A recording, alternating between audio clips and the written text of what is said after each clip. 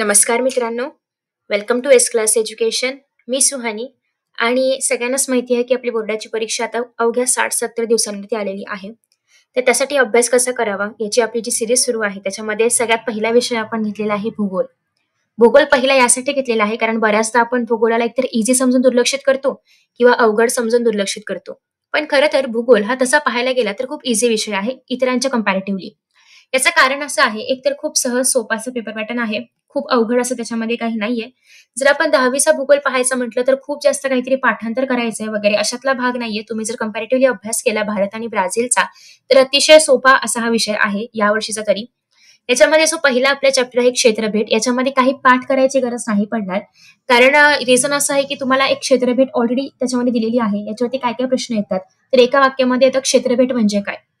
तर तुम्ही इझिली याचं उत्तर जे आहे अर्थात ही व्याख्या असल्यामुळे ही तुम्हाला शब्दशः लिहायची आहे, जी तुम्ही गाईडमधून किंवा 21 अपेक्षित मधून किंवा कुठूनही करू शकता. ती तेवढी तुम्हाला शब्दशः लिहायची आहे. बाकी तुम्ही जर पाहिलं तर या चॅप्टरमधून कोणते आणि कसे प्रश्न येतात. एक तर असा प्रश्न येतो की पर्यटन स्थळी तुम्ही कचऱ्याचे व्यवस्थापन कसे कराल? आता कचऱ्याचे व्यवस्थापन करणं हे पाठ करून लिहिण्यासारखं नाहीये. हे तुम्ही मनाने पण आरामात लिहू शकता. आता अर्थात तुम्ही एखाद्या ठिकाणी गेलाय असं इमॅजिन करा. तिथे गेल्यानंतर तुम्हाला आसपास कचरा दिसला. जर कोणी कचरा टाकत असेल तर तुम्ही त्यांना सांगू शकता की कचरा टाकू नका किंवा इथे घाण करू नका. जर ऑलरेडी कोणी कचरा टाकला असेल तर तुम्ही आणि तुमचे मित्र तो कचरा उचलून एका म्हणजे कुठल्याही पिशवीमध्ये भरणं किंवा पोतं वगैरे जे काही त्या ठिकाणी आसपास असेल त्याच्यामध्ये भरून तो बाजूला करणं हे करू शकता. किंवा तिथल्या ज्या काही आसपास कुठलं काही गव्हर्नमेंटचं स्वच्छता कर्मचारी वगैरे असं काही असतील तर त्यांच्याशी तुम्ही संपर्क साधू शकता. किंवा त्या ठिकाणी तुम्ही काही बोर्ड्स वगैरे लावू शकता की या ठिकाणी कचरा टाकू नये किंवा काही स्लोगन्स तुम्ही लिहू शकता. तर बेसिकली हे तुम्हाला विचार करायचा आहे आणि याच्यामध्ये काही पाठ करायचं नाहीये. त्याच्यामुळे हा जो चॅप्टर आहे तर तो खूप इझी आहे. अजून एक महत्वाचा प्रश्न असा की तुम्हाला क्षेत्र भेटीसाठी गेलेला आहात आणि त्या ठिकाणी तुम्हाला प्रश्नावली तयार करायची आहे. असा प्रश्न जो आहे, आपला शेवटचा क्वेश्चन जो आहे त्याच्यामध्ये असे प्रश्न विचारले जातात. आणि या प्रश्नामध्ये असं असतं की तुम्हाला ओपन एंडेड क्वेश्चन आहे. तुम्ही कसेही प्रश्न बनवू शकता अर्थात विषयाला अनुसरून, पण हे काही पाठ वगैरे करायची गरज नसते. हे पण तुम्ही आरामात इमॅजिन करू शकता की तुम्ही एखाद्या कारखान्यामध्ये गेलाय, ते तुम्ही जाऊन काय विचाराल की या ठिकाणी कामगारांची संख्या किती आहे? कामगार काय काम करतात? कच्चा माल कुठून येतो? पक्का माल कुठे जातो किंवा कसा जातो? कसा बनतो? कामगारांच्या सुरक्षेसाठी कोणती काळजी घेतली जाते का? तर बेसिकली हे सगळे जे काही जनरल क्वेश्चन्स आहेत ते तुम्ही असे बनवू शकता. सो असे एवढेच प्रश्न या चॅप्टर मधून येतात. बाकी असं काही येत नाही. आता कुठलं साहित्य तुम्ही घ्याल हे पाठ करायची गरज आहे का? काय घेणार? नकाशे घेणार आहात तुम्ही, टॉर्च वगैरे घेणार आहात, कॅप घेणार आहात, होका यंत्र घेणार आहात. सो या सगळ्या जनरल गोष्टी आहेत ज्या तुम्हाला करायची गरज नाहीये. मग तुम्ही जर या ठिकाणी पाहिलं तर क्षेत्रफळ म्हणजे काय ही व्याख्या वगळता या चॅप्टर मधून असं काही करावं असं काहीच नाहीये. त्याच्यामुळे तुम्हाला आता फक्त 8च चॅप्टरचा अभ्यास करायचा आहे. पहिला चॅप्टर ऑलरेडी उडालेला आहे कारण तो प्रॅक्टिकल आहे. आता नेक्स्ट आपण पाहणार आहोत सेकंड चॅप्टर. सेकंड चॅप्टर मध्ये सगळ्यात महत्वाचा आहे मॅप्स. मी काय केलं होतं माहितीये, हा जो सेकंड चॅप्टरचा जो मॅपचा हे आहे भारत आणि ब्राझीलचा, हे माझ्या फोनचं वॉलपेपर होतं. सो लॉक स्क्रीनला एक वॉलपेपर होतं आणि होम स्क्रीनला एक वॉलपेपर होतं. सो जेव्हा मी फोनला हात लावायचे तेव्हा सगळ्यात पहिल्यांदा मला मॅप्स दिसायचे. आणि कधी कधी तुम्ही लक्ष जरी नाही दिलं मॅप्सकडे, म्हणजे अगदी जाणून बुजून वाचलं जरी नाही, तरी पण थोडं दिसलं तरी पण तुमची मेमरी, तुमची पिक्टोरियल मेमरी त्याला कॅच करते आणि ते लक्षात ठेवते. सो इव्हन तुम्ही खूप लक्ष देऊन न पाहता रोज फोन चालू बंद करताना जरी डोळ्यासमोर फक्त बघितलं ते तरी पण चालू शकतं. फोनमध्ये नसेल ठेवायचं तर तुम्ही ज्या ठिकाणी रोज बसता तर त्या ठिकाणी तुम्ही ते स्टिक करून ठेवू शकता. एनिवेज फक्त इश्यू म्हणजे काय, आपला मुद्दा असा आहे की तुम्हाला ते रोज दिसलं पाहिजे. ठीक आहे, कारण जेवढं तुम्ही जास्त वेळा हे मॅप्स बघाल तेवढेच तुम्हाला ते ठिकाणं लक्षात राहतील. हे तर जनरल गोष्टी सगळ्यांना माहिती आहेत की भारत जगाच्या दुसऱ्या क्रमांकावरती आहे ऍज पर 2011 सेन्सस. ठीक आहे. आणि सांबा हा नृत्य प्रकार ब्राझीलमध्ये प्रसिद्ध आहे, ही गोष्ट लक्षात ठेवायची आहे. नेक्स्ट आहे जगाचा कॉफी पॉट वगैरे असं का म्हटलं जातं हे तुम्हाला कार्नेली ह्यामध्ये प्रश्न विचारला जातो. तर बस ठीक आहे. बाकी असं आहे की भारत आणि ब्राझील हे कोणत्या गोलार्धामध्ये येतात? उत्तर, पूर्व, पश्चिम, दक्षिण हे जे काय असेल ते कुठल्या खंडात येतात आणि कुठल्या गोलार्धामध्ये येतात. याच्या व्यतिरिक्त याच्या व्यतिरिक्त असं की भारताची आणि ब्राझीलच्या ऐतिहासिक पार्श्वभूमी हे 2 प्रश्न तुम्हाला कंबाईन करून विचारले जातात. याच्या व्यतिरिक्त या चॅप्टरमध्ये काहीच नाहीये. ठीक आहे, काहीच नाहीये. ठीक आहे, फक्त तुम्हाला मॅप्स नीट करायचे आहेत जे तुम्ही भिंतीवरती वगैरे स्टिक करू शकता, रोज पाहू शकता, कारण मॅप्समध्ये तुम्हाला एखादं ठिकाण दाखवण्यासाठी विचारलं जातं. बाकी या चॅप्टरमध्ये काहीच नाहीये. ठीक आहे. सो तुम्ही एक्सरसाइज करायची असेल तर फक्त एक्सरसाइज केली तरी पण चालेल, कारण सगळे चॅप्टर मधले मुद्दे एक्सरसाइज मध्ये कव्हर होत आहेत. सो असं तुम्ही स्मार्ट स्टडी करू शकता त्या चॅप्टर. आता तुम्ही जर पाहायचं म्हटलं तर खूप जास्त काही नाहीये, तुम्हाला फक्त गोलार्ध लक्षात ठेवायचा आहे, 4-5 कॅरेक्टरिस्टिक्स लक्षात ठेवायचे आहेत, मॅप लक्षात ठेवायचा आहे आणि दोन्ही देशांची ऐतिहासिक पार्श्वभूमी. असं बघायचं म्हटलं तर सेकंड चॅप्टर पण आरामात तुम्ही करू शकता. अगदी हार्डली 2 तास, मॅक्स टू मॅक्स 2 तास लागतात. ठीक आहे. नकाशा करायला थोडंसं पेनाने भरून पहा ब्लँक नकाशामध्ये, जेणेकरून तुम्हाला आयडिया येईल की कसं काय भरतो आपण नकाशा. आफ्टर दॅट नेक्स्ट तिसरा चॅप्टर, त्याला थोडासा जास्त वेळ लागतो. कारण असं आहे की तुम्हाला याच्यामध्ये खूप जास्त प्रश्न विचारले जातात. जसं की फॉर एक्झाम्पल आता इथे सांगितलेलं आहे की भारताचे जे काही प्राकृतिक विभाग आहेत तर ते कोणते कोणते आहेत. तर याच्यावरती प्रश्न कसे येतात. एकतर भारतामध्ये जो काही किनारपट्टीचा प्रदेश आहे आणि ब्राझील मधला जो काही किनारपट्टीचा प्रदेश आहे याचा डिफरन्स तुम्हाला करायचा आहे. दुसरी गोष्ट, भारतामध्ये किनारपट्टीमध्ये पूर्व किनारपट्टी आहे आणि पश्चिम किनारपट्टी आहे. दोन्ही अजिबात सेम नाहीये, त्यांच्यामध्ये डिफरन्स आहे, तो डिफरन्स करायचा आहे. त्यानंतर बाकी तुम्हाला जास्त काही याच्यामधलं विचारलं जात नाही तसं, पण मी तरी पण तुम्हाला सांगते अजून काय करायचं आहे. ब्राझीलमध्ये जी उच्चभूमी आहे, तर उच्चभूमी म्हणजे काय किंवा ती कुठे आहे ती तुम्हाला नकाशामध्ये दाखवायला विचारली जाते. उच्चभूमीवरती शॉर्ट नोट लिहायला पण विचारलं जातं. अजस्त्र कडाचा हवामानावरती कसा परिणाम होतो हा ऍक्च्युली हवामानामधला प्रश्न आहे, पण तरी देखील अजस्त्र कडावरती शॉर्ट नोट लिहायला येते. अजस्त्र कडा नकाशामध्ये दाखवायला येतो आणि याचा हवामानावरती कसा परिणाम होतो. सिमिलरली ज्याप्रमाणे आपण भारताचा किनारी प्रदेश पाहिला होता, त्याचप्रमाणे भारत आणि ब्राझील दोघांच्या किनारी प्रदेशामधला डिफरन्स तुम्हाला करायचा आहे. पॅन्टेनल हा जो प्रदेश आहे तर इथे तुम्हाला दलदलीचा प्रदेश पाहायला मिळतो, तर याच्यावरती कारणे त्यावरती प्रश्न विचारले जातात. द्वीपसमूह नाही केलं तरीही चालेल. नेक्स्ट आहे ब्राझीलमध्ये जर आपण पाहायचं म्हटलं नद्यांच्या बाबतीत किंवा जलप्रणालीच्या बाबतीत, तर अमेझॉनचे खोरे हे सगळ्यात मेन अट्रॅक्शन किंवा मेन गोष्ट आहे. याच्यामध्ये तुम्हाला अमेझॉन मधली जी काही जलप्रणाली आहे त्याच्यावरती क्वेश्चन्स विचारले जातात. एकतर पहिली गोष्ट, त्याच्या मुखाशी व्यतिरेक आढळत नाही, त्याच्यावरती एमसीक्यू विचारले गेलेले आहे, तुम्ही पुस्तकामध्ये पण पाहू शकता. आणि एकूणच याच्यावरती शॉर्ट नोट लिहा, डिस्क्राईब करा किंवा असे प्रश्न तुम्हाला येऊ शकतात. नद्यांमध्ये नद्या दाखवण्यासाठी साओ फ्रान्सिस्को नदी, अमेझॉनचे खोरे, माराजो बेट, ठीक आहे, उरुग्वे नदी, त्यानंतर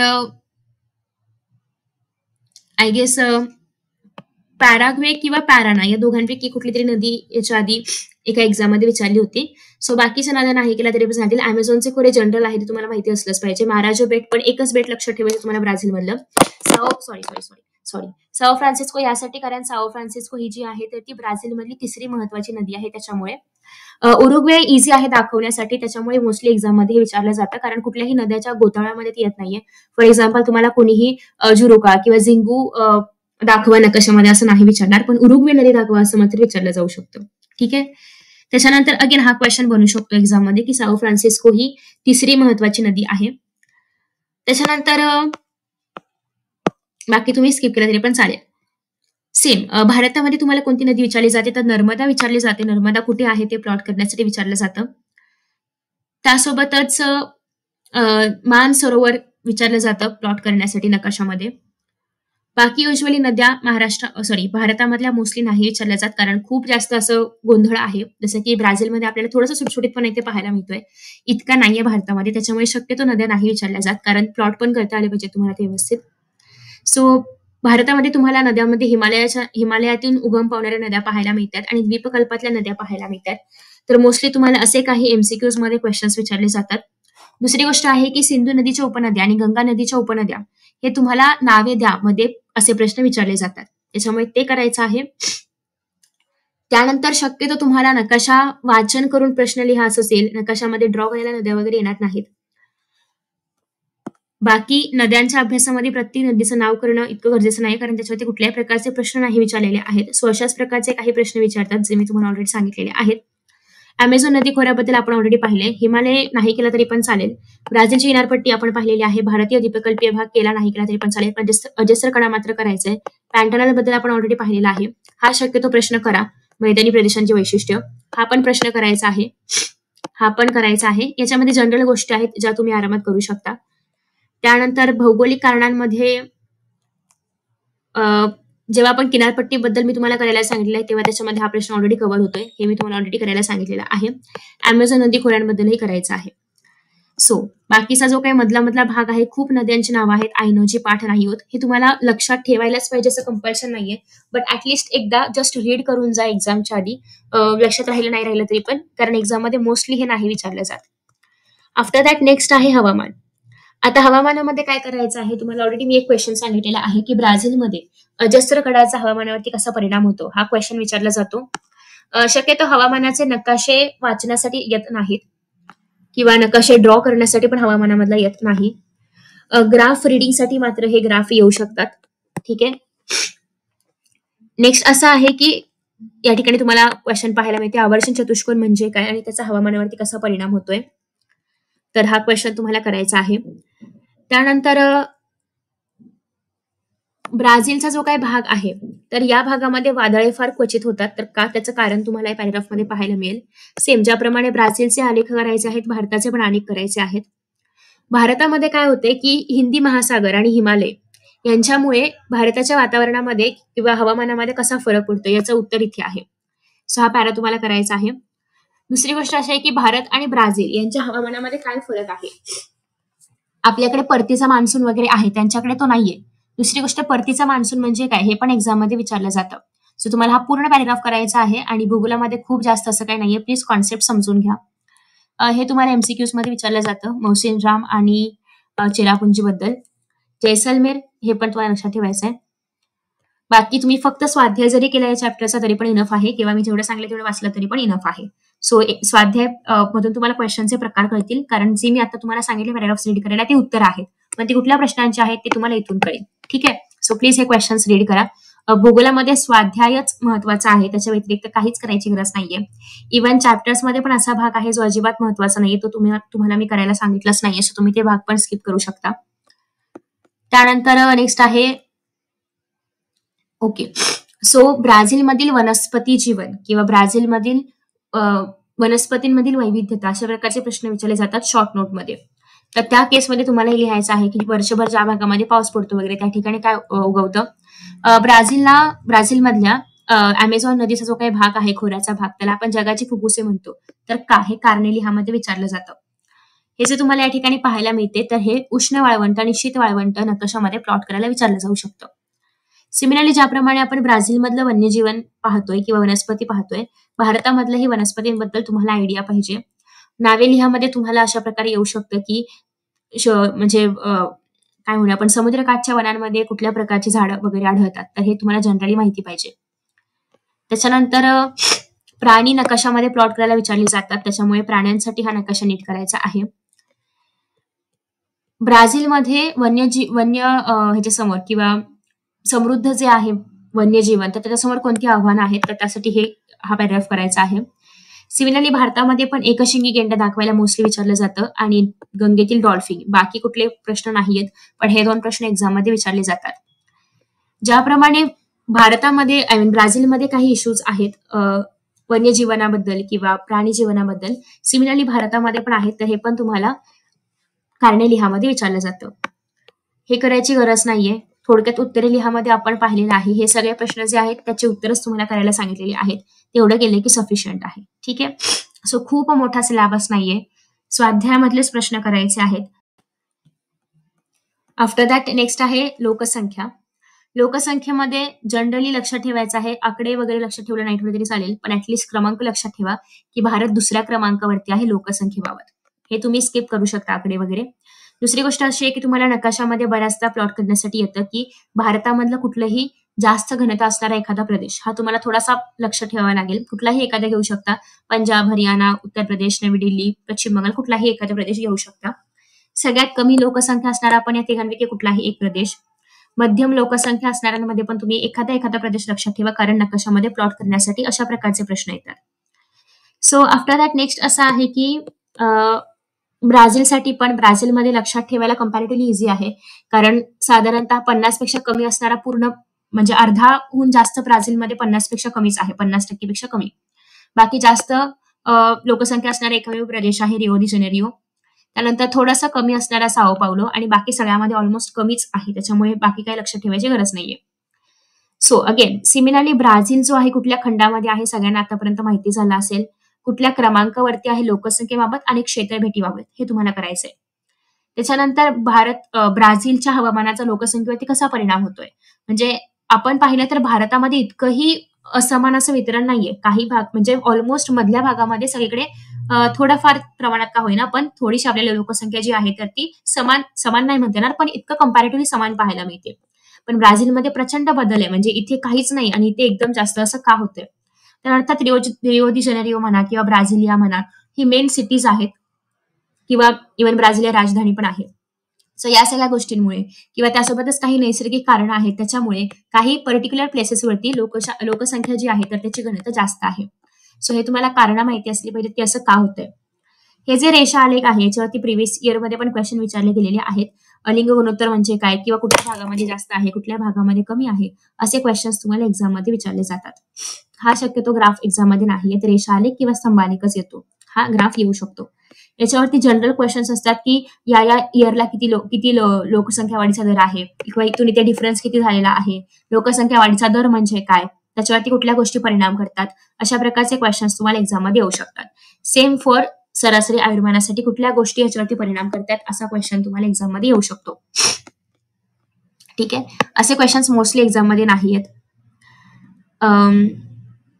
चढत्या क्रमाने लावा वगैरे यापेक्षा तुम्हाला नकाशामध्ये दाखवण्यासाठी येईल कुठला भाग कुठे किती लोकसंख्येचा हे दाखवतोय. चुकी बरोबर इझी आहे. 5 ते 10 मिनिटांमध्ये होईल. करून टाका. साम्य आणि फरक जनरल क्वेश्चन आहे विचारला गेलेला आहे. हे आपण ऑलरेडी पाहिले की लोकसंख्येचं वितरण आणि हवामान यांचा कसा संबंध आहे.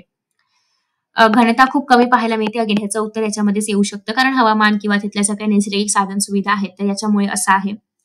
हे तुम्हाला डिफरन्ससाठी येऊ शकतं की अमेझॉनच्या नदीच्या खोऱ्याच्या आसपास लोकसंख्या विरळ आहे पण गंगेच्या खोऱ्यात मात्र ती दाट आहे का याचा कंपॅरेटिव्हली अभ्यास करा. तुम्हाला कॉन्सेप्ट बऱ्याचशा क्लिअर होतील आणि लोकसंख्या कुठल्या भागांमध्ये जास्त घनदाट असते आणि कुठल्या भागांमध्ये कमी असते पर्टिक्युलरली ह्याचं पण उत्तर तुम्हाला मिळेल. आफ्टर दॅट नेक्स्ट आहे ते म्हणजे मानवी वस्ती. मानवी वस्तीमध्ये आपल्याला एकतर वस्त्यांचे प्रकार माहिती पाहिजेत आणि काही पर्टिक्युलर ठिकाणी केंद्रित वस्ती पाहायला मिळतात आणि काही ठिकाणी मात्र विरळ वस्त्या पाहायला मिळतात विखुरलेल्या वस्त्या पाहायला मिळतात. असं काय याचं कारण करायचंय. त्यानंतर सिमिलरली जर आपण ब्राझीलमध्ये पाहिलं तर अगेन रिओ दी जेनेरिओ वगैरे असेल या ठिकाणी आपल्याला केंद्रित वस्ती पाहायला मिळते. सो असं का आहे याचं कारण करायचं आहे. बाकी हे तुम्ही स्किप करू शकता. हा जो रेषालेख आहे तर तो एक्झाम मध्ये विचारला जातो. हे तुम्ही हवं तर स्किप करू शकता. याच्यामध्ये शक्यतो तुम्हाला थोडंफार करून जा. कधी कधी असं होतं की सगळ्यात जास्त नागरी लोकसंख्या असणारा प्रदेश दाखवा किंवा सगळ्यात कमी नागरी लोकसंख्या असणारा प्रदेश नकाशामध्ये दाखवा. तर कुठला तरी एक तुम्हाला माहिती पाहिजे. हे तुम्हाला आलेख ड्रॉ करण्यासाठी असा पहिला प्रश्न आहे त्याच्यामुळे हे करा. इव्हन एक्झाम मध्ये येण्याचे चान्सेस कमी असले तरी पण करा. प्रॅक्टिस नक्कीच होईल. ठीक आहे. मी ऑलरेडी सॉल्व्ह करून दिलाय सो तुम्ही ते व्हिडिओज पण रेफर करू शकता. त्यानंतर साओ पावलो मध्ये केंद्रित लोकसंख्या पाहायला मिळते तर याचं रिझन काय आहे हे तुम्हाला करायचंय. सिमिलरली ज्याप्रमाणे भारत आणि ब्राझीलमध्ये लोकसंख्येची घनता जास्त किंवा कमी असणारा प्रदेश दाखवण्यासाठी प्रश्न विचारला जातो त्याच पद्धतीने नागरीकरण कुठे जास्त आणि कमी झालंय याच्यावरतीही प्रश्न विचारला जातो. ठीक आहे. बाकी स्किप करू शकता. जास्त काही चॅप्टरमध्ये नाहीये स्किप करण्यासारखं कारण चॅप्टर्स खूप छोटे छोटे आहेत. सो पटपट याचा अभ्यास करायचा आहे. आतापासून अभ्यास करायला सुरुवात केलीत तर लगेचच होईल भूगोल. जास्त काही दिवस लागणार नाही पण रिवाइज मात्र करत राहावं लागेल कारण याचं उत्तर असं आहे की नकाशा याच्यामध्ये खूप जास्त तुम्ही एकदा केली की लक्षात राहणार नाहीये त्याच्यामुळे रिव्हिजन महत्वाची आहे. अर्थव्यवस्था जी आहे भारत आणि ब्राझील त्याच्याबद्दल इथे डिस्कशन आहे. आपल्याकडे मिश्र स्वरूपाची अर्थव्यवस्था आहे तर त्याच्याबद्दल इथे सांगण्यात आलेलं आहे. त्याच्यामुळे हे थोडंसं वाचायचं आहे. याच्यावरती प्रश्न येत नाही पण वाचायचं आहे. मोस्टली नकाशा भरासाठी हा चॅप्टर विचारला जातो की तुम्हाला विचारलं जातं मोस्टली कॉफी दाखवायला विचारली जाते. कॉफी सोबतच रबर, केळी किंवा सोयाबीन अशा प्रकारचेच पदार्थ येतात. बाकी मका, ऊस वगैरे मोस्टली एक्झाम मध्ये नाही आहेत. ठीक आहे. त्यानंतर ज्याप्रमाणे भारत आहे ज्याप्रमाणे ब्राझील आहे सिमिलरली तुम्हाला भारतासाठी करायचं आहे. ऑलरेडी आपण बघितलेलं आहे की किनारपट्टी वगैरे किती आहे कसं आहे. ठीक आहे. हे तुम्हाला नावे लिहामध्ये थोडीशी नावं लक्षात ठेवायची आहेत. त्यानंतर भारतामध्ये बेसिकली आपण जर पाहायचं म्हटलं तर शेती हा मुख्य व्यवसाय आहे. त्यासोबतच मासेमारी पण केली जाते. तर कुठल्या भागामध्ये काय मासेमारी हे तितकं महत्वाचं नाहीये पण मासेमारीचं जे काही महत्व आहे ते तुम्हाला थोडंफार माहिती पाहिजे एक्झामच्या दृष्टिकोनातून. नेक्स्ट आहे की भारतामधले किंवा ब्राझीलमधल्या खणकामामधले काही उद्योग दिलेत, की आसाममधील दिग्बोई असेल किंवा महाराष्ट्राजवळची अरबी समुद्रामधील मुंबई, गुजरातमधील करोल, या सगळ्या तेलाच्या विहिरी आहेत. तर हे तुम्हाला नावं माहिती पाहिजेत, कारण हे एक्झाममध्ये तुम्हाला नावे लिहामध्ये वगैरे विचारलं जातं. सो ऐकून पूर्ण उत्तरासाठी नाही, पण अशा प्रकारचे ऑब्जेक्टिव्ह क्वेश्चन्स तुम्हाला याच्यातून येऊ शकतात. ठीक आहे. सो त्याच्यामुळे लक्षात ठेवायचं, एमसीक्यूच्या दृष्टीने हे लक्षात ठेवण्याचा प्रयत्न करा. मोठं उत्तरासाठी नाही, फक्त एमसीक्यू साठी हे करायचं आहे. नेक्स्ट आहे, हा तुम्ही हवा तर चार्ट जो आहे किंवा ग्राफ जो आहे तर तो करू शकता. भारतामध्ये काय आयात होतं आणि भारतातून काय निर्यात होतं हे तुम्हाला माहिती असलं पाहिजे. एक 5 ते 6 नावं, कारण याची नावं लिहामध्ये क्वेश्चन विचारले जातात. सेम फॉर ब्राझीलसाठी, ब्राझीलमधून काय जातं आणि ब्राझीलमध्ये काय येतं हे माहिती पाहिजे. हे कलर्ड बॉक्सेस तुम्ही स्किप करू शकता. एमसीक्यूज याच्यामधले करायचे आहेत. मग या चॅप्टरमध्ये फक्त 1, 2, 3, 4च प्रश्न आहेत. एवढ्यामध्ये सगळं जे मी आता तुम्हाला सांगितलं सगळं कव्हर होतंय. ठीक आहे. सो तुम्ही मी ज्या गोष्टी सांगितलेल्या आहेत त्या करायच्या आहेत आणि हे 4च फक्त प्रश्न आहेत तेवढे करायचे आहेत. बाकी हे तुम्ही जे आहे तर ते जस्ट रीड करू शकता. प्लीज मॅपिंगसाठी मी तुम्हाला ऑलरेडी सांगितलं आहे, ब्राझीलमधल्या ज्या काही पर्टिक्युलर गोष्टी आहेत, कॉफी असेल, ककाओ असेल किंवा खनिज वगैरे असेल तर ते प्लॉट करायला विचारलं जातं. पर्यटन वाहतूक आणि संदेशवहन ग्राफ महत्वाचे आहेत दोन्ही पण.